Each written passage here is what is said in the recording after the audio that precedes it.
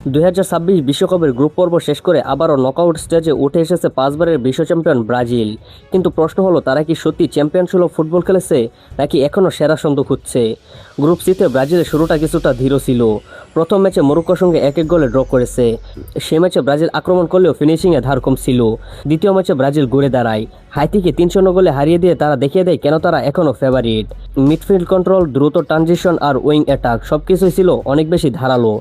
এরপর শেষ গ্রুপ ম্যাচে ব্রাজিল আবারও দারুণ পারফরমেন্স করে স্কটল্যান্ডকে 3-0 গোলে হারিয়ে দিয়ে গ্রুপ সি থেকে নকআউট নিশ্চিত করেছে ব্রাজিল। 3 ম্যাচে ব্রাজিলের ফলাফল ছিল 2 ম্যাচে জয় এবং 1টি ড্র। এখন আসি সবথেকে গুরুত্বপূর্ণ প্রশ্নে, রাউন্ড অফ 32-এ ব্রাজিল কার মুখোমুখি হবে? ব্রাজিলের পরবর্তী ম্যাচ হবে জাপানের বিপক্ষে 29শে জুন বাংলাদেশ সময় রাত 11টা। Round of 32 knockout match. এই ম্যাচ হারলে বিদায়, জিতলে পরের রাউন্ড। এবার আসি সবচেয়ে আলোচিত প্রশ্নে, নেইমার কি খেলবেন?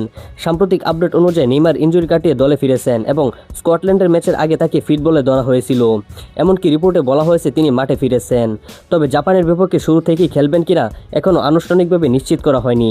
সম্ভাবনা আছে তিনি গুরুত্বপূর্ণ ভূমিকা পাবেন। এই ম্যাচে ব্রাজিলের জন্য সবথেকে গুরুত্বপূর্ণ যে কয়েকজন প্লেয়ার রয়েছে, প্রথমত নেইমার, দ্বিতীয়ত ভিনিসিয়াস জুনিয়র, গতি, ড্রিবলিং, ম্যাচ বদলে দেওয়ার ক্ষমতা।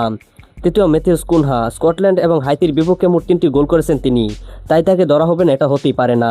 নাম্বার 3 ক্যাসিমিরো, মিডফিল্ডের ভারসাম্য। নাম্বার 4 মার্কিনহুস এবং গাব্রিয়েল মাগালহেস, ডিফেন্সের নেতৃত্বে।